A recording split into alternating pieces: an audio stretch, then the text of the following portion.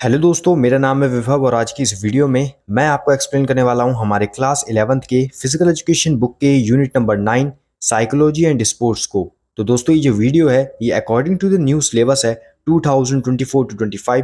तो इस वीडियो को दोस्तों एंड तक देखिएगा। तो विदाउट वेस्टिंग एनी टाइम हम स्टार्ट करते हैं इस चैप्टर को।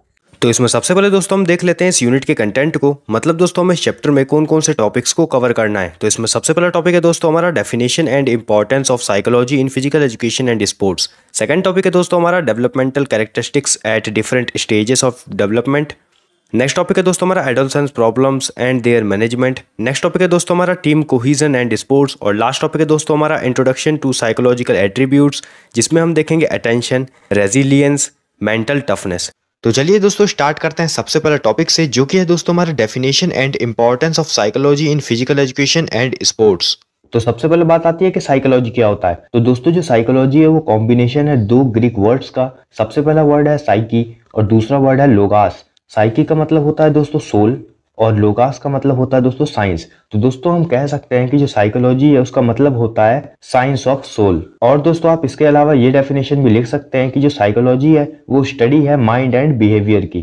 तो आई होप आपको साइकोलॉजी का मीनिंग समझ में आया होगा। नेक्स्ट हम देख लेते हैं कि स्पोर्ट्स साइकोलॉजी क्या होता है। तो दोस्तों स्पोर्ट्स साइकोलॉजी का मतलब होता है sports psychology is the scientific study of the person and their behaviour in sports context and the practical application of that knowledge. मतलब दोस्तों जो स्पोर्ट्स साइकोलॉजी होता है वो एक साइंटिफिक स्टडी होती है किसी भी पर्सन की और उसके बिहेवियर की, लेकिन किस कॉन्टेक्स्ट में? स्पोर्ट्स के कॉन्टेक्स्ट में। मतलब दोस्तों अगर कोई प्लेयर है जो कि किसी भी स्पोर्ट्स में इंडल्ज है और दोस्तों वो उस स्पोर्ट्स में अपने आप को कैसे प्रेजेंट करता है, टफ सिचुएशन में दोस्तों वो कैसे प्रेजेंट करता है और विक्ट्री के सिचुएशन में वो कैसे प्रेजेंट करता है अपने आप को, और उसका बिहेवियर कैसा है, ये सारी चीजों के बारे में दोस्तों ये हम बात करते हैं स्पोर्ट्स साइकोलॉजी में। लेकिन कौन से कॉन्टेक्स्ट में? स्पोर्ट्स के कॉन्टेक्स्ट में। और उसमें दोस्तों हम प्रैक्टिकल एप्लीकेशन भी देखते हैं उस पर्सन के नॉलेज की। अब दोस्तों हम देख लेते हैं इंपॉर्टेंस ऑफ स्पोर्ट्स साइकोलॉजी। तो सबसे पहला है इम्प्रूव्स परफॉर्मेंस। तो दोस्तों जो साइकोलॉजी है वो हेल्प करता है परफॉर्मेंस को इम्प्रूव करने के लिए किसी भी प्लेयर का, और उसकी पर्सनैलिटी को इनहेंस करने के लिए bye scientific modification of behaviour. Second point है हेल्प इन अंडरस्टैंडिंग बिहेवियर। तो दोस्तों जो स्पोर्ट्स साइकोलॉजी है वो हेल्प करता है किसी भी प्लेयर की बिहेवियर को भी अंडरस्टैंड करने के लिए। कैसे? कि वो टफ सिचुएशंस में कैसे अपने आप को प्रेजेंट करता है, विक्ट्री के सिचुएशन में वो अपने आप को कैसे प्रेजेंट करता है। तो दोस्तों जो स्पोर्ट्स साइकोलॉजी है वो हेल्प करती है किसी भी प्लेयर के बिहेवियर को अंडरस्टैंड करने के लिए। और ये सारी चीजें वो कब अंडरस्टैंड करती है? तो वो ये सारी चीजें अंडरस्टैंड करती है कॉम्पिटिशन के ड्यूरिंग, कंपटीशन जब चल रहा होता है उस समय पर। तो दोस्तों जो स्पोर्ट्स साइकोलॉजी है वो हेल्प करती है प्लेयर्स को अपने इमोशंस को कंट्रोल करने के लिए। मतलब जैसे मान लीजिए दोस्तों कि अगर टफ सिचुएशंस आ गई तो वो एंगर को शो ना करें, वो उस समय पर भी काम रहें। तो ये सारी चीजों में भी जो स्पोर्ट्स साइकोलॉजी है वो प्लेयर्स की हेल्प करती है। और नेक्स्ट पॉइंट है दोस्तों कि जो स्पोर्ट्स साइकोलॉजी है वो हेल्प करती है प्लेयर्स को साइकोलॉजिकली प्रिपेयर करने के लिए। और लास्ट पॉइंट है कि जो स्पोर्ट्स साइकोलॉजी है वो हेल्प करती है प्लेयर्स को वेरियस मोटर स्किल्स को सीखने के लिए। नेक्स्ट टॉपिक है दोस्तों हमारा developmental characteristics at different stages of development. तो दोस्तों जो कैरेक्टरिस्टिक्स का डेवलपमेंट होता है वो दोस्तों हमारे लाइफ के अलग अलग स्टेजेस पर, अलग अलग फेजेस पर होता है। जैसे कि दोस्तों infancy, early childhood, letter childhood, adolescence, adulthood. तो चलिए दोस्तों हम इन सब को एक बार डिटेल में देखते हैं। तो इसमें सबसे पहला एज ग्रुप है हमारा इन्फेंसी। तो इन्फेंसी के अंदर जनरली 0 से 2 साल के बच्चे आते हैं। इस एज ग्रुप में दोस्तों हमें उन चिल्ड्रंस को थ्रोइंग, कैचिंग, किकिंग इन सभी एक्टिविटीज़ के लिए इनकरेज करना चाहिए। इस एज ग्रुप के बच्चों को हमें दोस्तों इलेक्ट्रॉनिक मीडिया जैसे कि मोबाइल, टेलीविज़न इन सब से दूर रखना चाहिए। इस एज ग्रुप के बच्चों को दोस्तों हमें इंगेज रखना चाहिए टॉयज़ में, पजल्स, गेम में। और दोस्तों इस एज ग्रुप के बच्चों को हमें ऐसा एनवायरनमेंट प्रोवाइड करना चाहिए जहाँ पर कोई भी एक्स्ट्रा ब्राइट लाइट ना आए और ज़्यादा वहाँ पे नॉइज़ पॉल्यूशन भी ना हो। और दोस्तों इस एज ग्रुप में जो बच्चे होते हैं हमें दोस्तों उन्हें एनकरेज करना चाहिए कि वो धीरे धीरे करके खुद से चलना स्टार्ट करें। नेक्स्ट हमारा जो एज ग्रुप है वो है हमारा अर्ली चाइल्डहुड।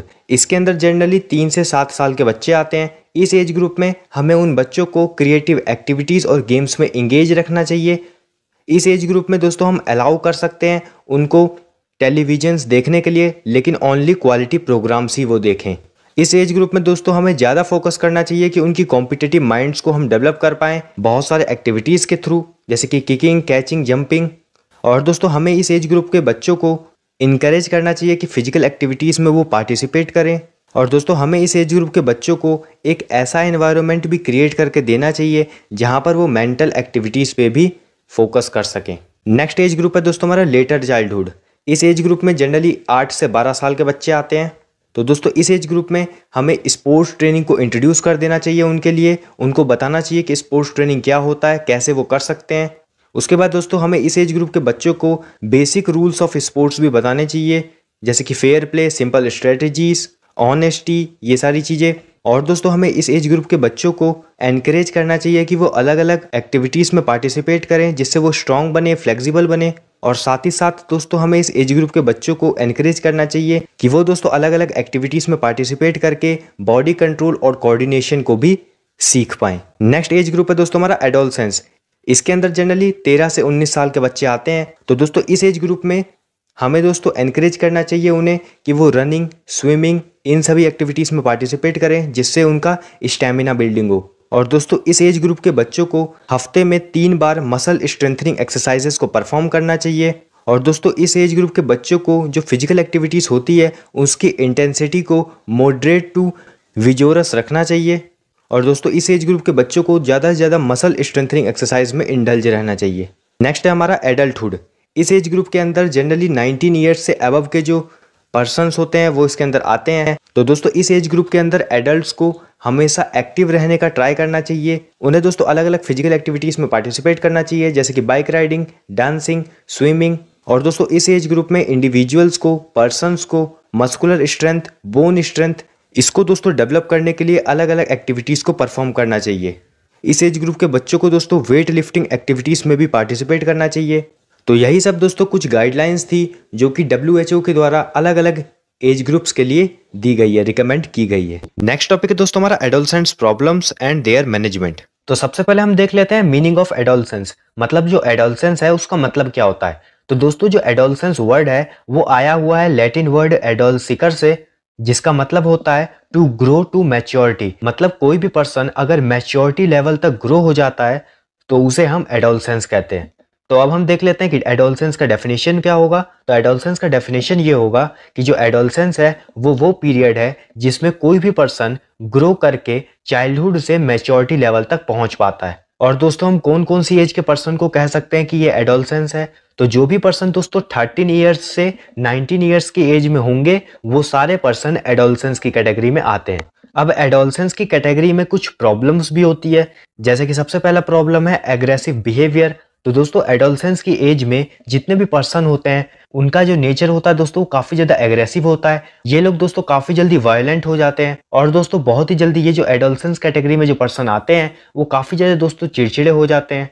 सेकंड पॉइंट है over confidence and hide mistake. तो दोस्तों इस एज की कैटेगरी में जितने भी पर्सन आते हैं, मतलब जो एडोलसेंस होते हैं, वो दोस्तों काफी ज्यादा ओवर कॉन्फिडेंस होते हैं और वो अपनी मिस्टेक्स को हर हमेशा छुपाते हैं और ये हमेशा दूसरों को पागल बनाने का ट्राई करते हैं। थर्ड पॉइंट है फ्रेंड्स गिव इंपॉर्टेंस। तो दोस्तों जो एडोलसेंस कैटेगरी में जो भी पर्सन आते हैं वो इस एज में फ्रेंड्स को ज्यादा इंपॉर्टेंस देते हैं, वो फैमिली मेंबर्स से ज्यादा कनेक्टेड नहीं रहते हैं। फोर्थ पॉइंट है वेस्टेज ऑफ टाइम। तो इस एज में दोस्तों जो भी पर्सन होते हैं वो टाइम का वेस्टेज करते हैं।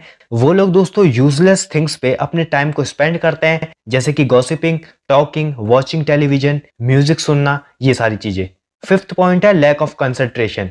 तो यहाँ पर दोस्तों जो पर्सन होते हैं उनका कंसंट्रेशन स्टडीज पे नहीं होता है और जितने भी इंपॉर्टेंट चीज होती है उन चीजों पर इनका कंसंट्रेशन नहीं होता है। और सिक्स्थ पॉइंट है नेग्लेक्ट फैमिली। तो दोस्तों इस एज की कैटेगरी में जितने भी पर्सन आते हैं वो लोग दोस्तों फैमिली को अवॉइड करते हैं, उन्हें नेग्लेक्ट करते हैं और पेरेंट्स और टीचर की जो इंपॉर्टेंट बातें होती हैं उनको भी ये सुनना अवॉइड करते हैं। और लास्ट पॉइंट है लेविश एक्सपीरियंसेस।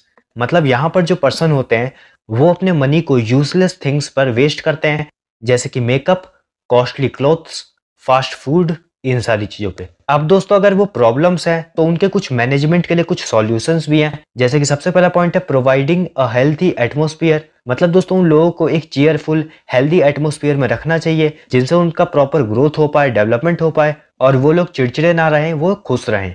सेकंड पॉइंट है चेकिंग मिस्टेक्स। मतलब दोस्तों जो उनसे बड़े लोग होते हैं तो उन लोगों को दोस्तों हमेशा उनके मिस्टेक्स पे उन्हें डांटना नहीं चाहिए, उन लोगों को हमेशा पोलाइटली उनके साथ डील करना चाहिए, सिंपैथी दिखानी चाहिए, डांटने के बजाय या फिर ब्लेम करने के बजाय। थर्ड पॉइंट है प्रॉपर यूज ऑफ एनर्जी।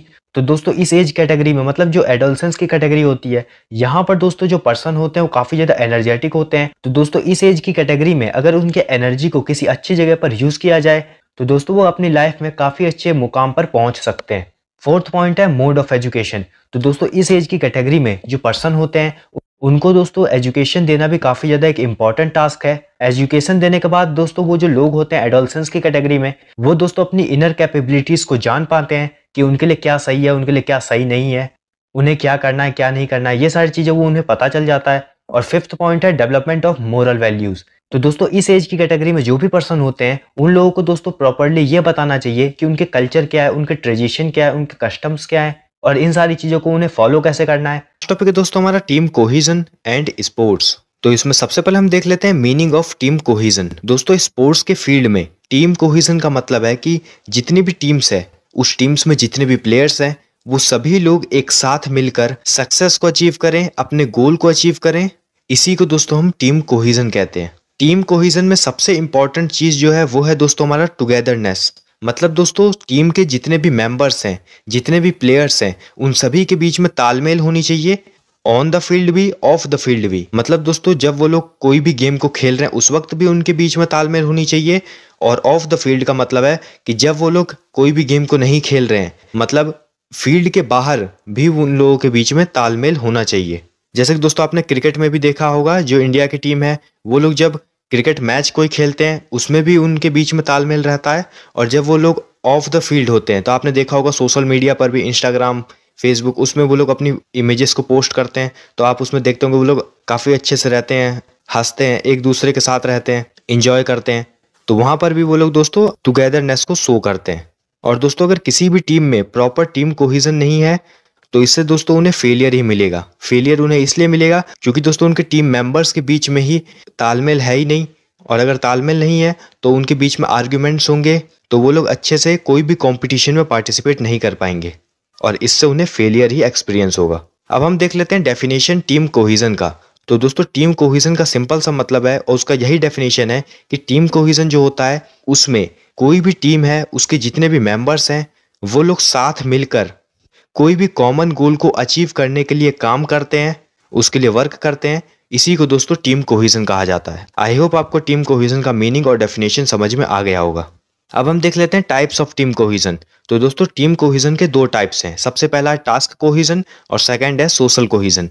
तो दोस्तों टास्क कोहिजन का मतलब होता है कि जो टीम है उसमें जितने भी मेंबर्स हैं, जितने भी प्लेयर्स हैं, वो लोग साथ मिलकर किसी भी एक कॉमन गोल या ऑब्जेक्टिव के प्रति काम कर रहे हैं, उसके लिए वर्क कर रहे हैं। इसी को दोस्तों हम टास्क कोहिजन कहते हैं। और वो लोग किसी भी गोल को एक साथ रहकर अचीव कर सकते हैं। For example to work together to win a championship. इसका मतलब है दोस्तों कि जैसे कि आप अभी रिसेंट में देख रहे होंगे T20 वर्ल्ड कप चल रहा है, उसमें अलग अलग टीम्स हैं और वो सभी टीम का कॉमन गोल यही है कि उन्हें T20 वर्ल्ड कप को जीतना है। तो यहाँ से आप टास्क कोहिजन को अच्छे से समझ सकते हैं। सेकंड है दोस्तों हमारा सोशल कोहिजन। सोशल कोहिजन का मतलब है दोस्तों कि जो टीम है और उसके अंदर जितने भी मेंबर्स हैं, प्लेयर्स हैं, वो लोग दोस्तों एक दूसरे की कंपनी को कितना ज़्यादा एंजॉय कर रहे हैं। जब वो लोग एक दूसरे के साथ रह रहे हैं तो वो लोग कितना ज़्यादा खुश हैं, कितना ज़्यादा अच्छे से खेल पा रहे हैं एक साथ रहकर। इसी को दोस्तों हम सोशल कोहिजन कहते हैं। इसका एग्जाम्पल हो गया इन social support and friendship outside of sports. मतलब दोस्तों किसी भी टीम के कोई भी प्लेयर है वो लोग ऑन द फील्ड तो साथ में रह के खेल ही रहे हैं, ऑफ द फील्ड वो लोग कितना ज़्यादा खुश हैं, कितना ज़्यादा एंजॉय कर रहे हैं एक दूसरे की कंपनी को। तो यही दोस्तों सोशल कोहिजन कहलाता है। आई होप आपको टाइप्स ऑफ टीम कोहिजन समझ में आ गया होगा। अब हम देख लेते हैं फैक्टर्स अफेक्टिंग टीम कोहिजन। मतलब दोस्तों कौन कौन से फैक्टर्स हैं जो कि टीम कोहिजन को अफेक्ट करते हैं। सबसे पहला है सेटिस्फेक्शन। इसका मतलब है दोस्तों कि टीम कोहिजन के अंदर अलग अलग प्लेयर्स होते हैं, अलग अलग टीम मेंबर्स होते हैं जो कि दोस्तों साथ मिलकर काम करते हैं और किसी भी गोल को अचीव करने की कोशिश करते हैं। तो उसमें दोस्तों जितने भी प्लेयर्स होते हैं उन सब का दोस्तों परफॉर्मेंस, बिहेवियर अलग अलग होता है। तो दोस्तों उसमें हो सकता है कि कोई प्लेयर बहुत अच्छा खेलते हो, कोई प्लेयर एवरेज खेलते हो। तो दोस्तों उस कंडीशन में दूसरे प्लेयर्स एक दूसरे को कितना ज़्यादा अप्रिशिएट करते हैं, यही चीज़ सेटिस्फेक्शन में आती है। सेकंड पॉइंट है साइज ऑफ द ग्रुप। मतलब दोस्तों अगर किसी भी टीम का जो ग्रुप है वो अगर स्मॉल होगा, स्मॉल ग्रुप होगा, तो उसमें दोस्तों टीम कोहिजन अच्छा हो पाएगा। और अगर दोस्तों किसी भी टीम में जो ग्रुप है, मतलब जो मेंबर्स है वो ज़्यादा है, तो वहाँ पर दोस्तों जो टीम कोहिजन है वो थोड़ा सा कम रहेगा।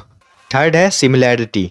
तो दोस्तों किसी भी टीम में जितने भी मेंबर्स हैं, प्लेयर्स हैं, अगर वो सिमिलर एज, एक ही gender, similar skills, interest, attitude के रहते हैं, तो इससे दोस्तों टीम कोहेजन जो है वो अच्छे से डेवलप हो पाता है, ईजिली डेवलप हो पाता है। फोर्थ है सपोर्ट। तो दोस्तों अगर कोई भी टीम है और उसके अंदर जितने भी प्लेयर्स हैं उनके दोस्तों कोचेस भी होते हैं जो कि अपने प्लेयर्स को सपोर्ट देते हैं। कोई भी प्रॉब्लम्स होती है उनको उसे कैसे डील करना है ये चीज़ बताते हैं, समझाते हैं। और अगर कोई प्लेयर निगेटिव एटीट्यूड उसका अगर होता जा रहा है तो उसको पॉजिटिव एटीट्यूड में कन्वर्ट करने का काम भी कोचेस का ही होता है, और इससे दोस्तों टीम कोहेजन डेवलप होती है। और लास्ट है स्टेबिलिटी। मतलब दोस्तों किसी भी टीम में जितने भी अलग अलग प्लेयर्स हैं, अलग अलग मेंबर्स हैं, अगर वो रेगुलरली चेंज होते रहते हैं, सेम प्लेयर्स कभी भी रहते नहीं है, सेम मेंबर्स कभी भी रहते नहीं है, रेगुलरली चेंज होते रहते हैं, तो यहाँ पर दोस्तों जो टीम कोहेजन है वो जल्दी डेवलप नहीं हो पाता है।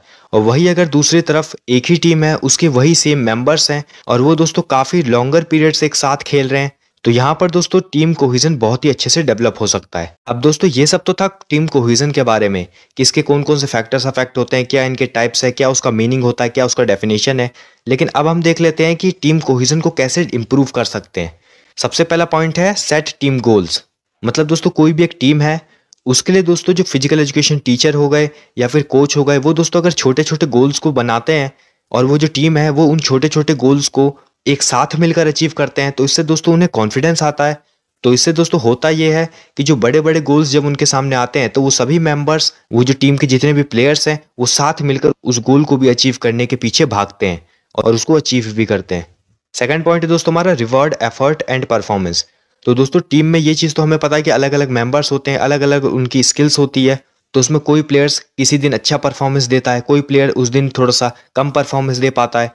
तो जिस दिन जो प्लेयर जो अच्छा परफॉर्मेंस देता है उनको हमें रेगुलरली रिवॉर्ड भी देना चाहिए। तो इससे क्या होता है, इससे उस प्लेयर को कॉन्फिडेंस आता है कि मैंने इस बार अच्छा परफॉर्मेंस दिया था तो मुझे रिवॉर्ड मिला, तो मैं नेक्स्ट टाइम भी रिवॉर्ड लेने के लिए अच्छा परफॉर्मेंस दूंगा। थर्ड पॉइंट है दोस्तों हमारा make efforts to stay together for a long period of time. यहाँ पर भी दोस्तों यही कहा जा रहा है कि किसी भी टीम में जो मेंबर्स होते हैं, जो प्लेयर्स होते हैं, उन्हें रेगुलरली चेंज नहीं करना चाहिए। सेम प्लेयर्स को ही हमें लॉन्गर पीरियड तक रखना चाहिए टीम में, जिससे वो एक साथ मिलकर किसी भी गोल को अच्छे से अचीव कर सकते हैं, और इससे टीम कोहेजन भी ईजिली डेवलप होता है। फोर्थ पॉइंट है सेलिब्रेट सक्सेस एज टीम। मतलब दोस्तों कोई भी टीम है, उसके जितने भी मेंबर्स हैं, उन्होंने साथ मिलकर किसी भी गोल को अचीव कर लिया, तो उन्हें दोस्तों साथ मिलकर सेलिब्रेट भी करना चाहिए। इससे उनके बीच में एक अच्छी बॉन्डिंग बनेगी और वो लोग नेक्स्ट टाइम भी ट्राई करेंगे और ज़्यादा कॉम्पिटिशन में पार्टिसिपेट करने के लिए और वहाँ पर जीतने के लिए। और लास्ट पॉइंट है दोस्तों हमारा इनकरेज कम्युनिकेशन। मतलब दोस्तों जो कोच है, फिजिकल एजुकेशन टीचर है, उन्हें दोस्तों टीम के मेंबर्स के साथ कम्युनिकेट भी रेगुलरली करना चाहिए कि उन्हें क्या प्रॉब्लम्स है, किसी दूसरे प्लेयर से तो उन्हें कोई प्रॉब्लम नहीं है, उन्हें टीम में रहकर कैसा लग रहा है। तो ये चीज़ दोस्तों उन्हें कम्युनिकेशन करने के बाद ही पता चलेगी। और ऐसे अगर फिजिकल एजुकेशन टीचर और कोच रेगुलरली कम्युनिकेट करते हैं टीम मेंबर्स से, इंडिविजुअल प्लेयर्स से, तो इससे दोस्तों उन सभी प्लेयर्स के बीच में टीम कोहेजन ही डेवलप होती है। नेक्स्ट टॉपिक है दोस्तों हमारा इंट्रोडक्शन टू साइकोलॉजिकल एट्रीब्यूट्स, जिसमें हम देखेंगे अटेंशन, रेजिलियंस और मेंटल टफनेस को। तो दोस्तों साइकोलॉजी कंसेप्ट में कई तरीके के एट्रीब्यूट्स होते हैं जो कि किसी भी पर्सन के ओवरऑल बिहेवियर, उसके रिस्पॉन्सेस, ओवरऑल उसकी वेलबींग को शेप करने में काफ़ी ज़्यादा इंपॉर्टेंट रोल प्ले करते हैं। बेसिकली दोस्तों 3 एसेंशियल साइकोलॉजिकल एट्रीब्यूट्स होते हैं, जैसे कि अटेंशन, रेजिलियंस और मेंटल टफनेस। तो चलिए दोस्तों हम एक एक करके इन्हें समझते हैं। सबसे पहला है अटेंशन। तो दोस्तों जो अटेंशन होती है वो एक एबिलिटी होती है किसी भी पर्सन की किसी भी काम में, किसी भी टास्क में फोकस करने के लिए, जिसमें दोस्तों वो किसी भी काम पर फोकस कर सकता है डिस्ट्रैक्शंस को हटाकर। और दोस्तों जो अटेंशन है वो दोस्तों एक स्पॉटलाइट की तरह काम करता है, जिसके थ्रू हम जो हमें काम दिया गया है उस पर हम पूरे फोकस के साथ उसी पर काम करें और जितनी भी अगल बगल के हमारे डिस्ट्रैक्शंस हैं उसको हम एलिमिनेट करें। तो दोस्तों अगर हम अटेंटिव रहते हैं तो उससे दोस्तों हमें कई सारे फ़ायदे होते हैं, जैसे कि हम इंफॉर्मेशन को इफ़ेक्टिवली एब्जॉर्व कर सकते हैं, हम दोस्तों बेटर डिसीजंस ले सकते हैं, साथ ही साथ दोस्तों लाइफ के अलग अलग एरियाज़ में अच्छे से परफॉर्म कर सकते हैं। और दोस्तों आज के फास्ट पेस्ड वर्ल्ड में जहाँ पर दोस्तों इतने सारे डिस्ट्रैक्शन हैं, तो यहाँ पर दोस्तों अटेंशन का तो काफ़ी ज़्यादा इंपॉर्टेंस है। अटेंशन को बढ़ाने के लिए हमें अपने अगल बगल के डिस्ट्रैक्शंस को ख़त्म करना होगा और जो भी हमारे पास काम है उस पर हमें फोकस करना होगा। और दोस्तों अगर हमें फोकस करना है उस काम में तो उसके लिए दोस्तों हमारी मेंटल क्लियरिटी भी होनी चाहिए। इन सभी चीज़ों से हमारी प्रोडक्टिविटी भी इन्हेंस होती है। नेक्स्ट है दोस्तों हमारा रेजिलियंस। तो दोस्तों रेजिलियंस जो होती है वो एक एबिलिटी होती है किसी भी पर्सन की, जिससे वो बाउंस बैक करता है। बाउंस बैक कहाँ से करेगा? तो बाउंस बैक करता है जब कोई भी पर्सन चैलेंजेस को फेस करता है, प्रॉब्लम्स को फेस करता है, उसके बाद वो डीमोटिवेट ना होकर बाउंस बैक करता है। इसी को दोस्तों हम रेजिलियंस बोलते हैं। क्योंकि दोस्तों लाइफ में अनएक्सपेक्टेड प्रॉब्लम्स आती रहती है, और दोस्तों अगर हम उससे डीमोटिवेट नहीं होते हैं, डीमोरलाइज नहीं होते हैं, बल्कि हम उस प्रॉब्लम्स को फेस करते हैं और उसके बाद बाउंस बैक करते हैं, तो इसी को हम रेजिलियंस बोलते हैं। और दोस्तों जिस भी पर्सन में रेजिलियंस की क्वालिटी होती है, उसका दोस्तों पॉजिटिव माइंडसेट होता है, उसके पास दोस्तों काफ़ी ज़्यादा एक्सपीरियंस भी होता है अपने पास्ट में किए गए गलतियों से सीखने का, और दोस्तों उन गलतियों से वो सीख कर आगे उन गलतियों को नहीं करता है। इससे दोस्तों उन सभी गलतियों से वो बचा रहता है, और इस चीज़ से दोस्तों उसका ग्रोथ और उसका लर्निंग एक्सपीरियंस, ये सारी चीज़ें बढ़ती है। नेक्स्ट है हमारा मेंटल टफनेस। तो दोस्तों मेंटल टफनेस का मतलब होता है किसी भी पर्सन की मेंटल स्ट्रेंथ, इमोशनल स्ट्रेंथ। और दोस्तों अगर किसी भी पर्सन का माइंड जो है वो स्ट्रांग है, उसके इमोशंस उसके काबू में है, तो उससे दोस्तों कोई भी पर्सन अच्छे से फोकस कर पाता है, डिटरमाइंड रहता है, स्ट्रेस को मैनेज कर लेता है इफेक्टिवली, किसी भी प्रॉब्लम्स को फेस करने के लिए तैयार रहता है, और अंडर प्रेशर बेस्ट डिसीजंस ले पाता है। और दोस्तों मेंटल टफनेस हमें एथलीट्स में देखने के लिए मिलता है, लीडर्स में देखने के लिए मिलता है, जिन लोगों ने दोस्तों अपने लिमिट्स को पुश कर कर अपने गोल्स को अचीव किया है। मेंटल टफनेस को डेवलप करने के लिए हमें कंसिस्टेंट प्रैक्टिस चाहिए, सेल्फ बिलीफ चाहिए, और साथ ही साथ दोस्तों अपने कंफर्टेबल जोन को छोड़कर काम करते रहना चाहिए। तो इस तरीके से दोस्तों हम अपने माइंड को स्ट्रॉन्ग कर सकते हैं। तो यहाँ पर दोस्तों ये जो हमारा यूनिट है, unit number 9 psychology and sports, ये दोस्तों यहाँ पर ख़त्म होता है।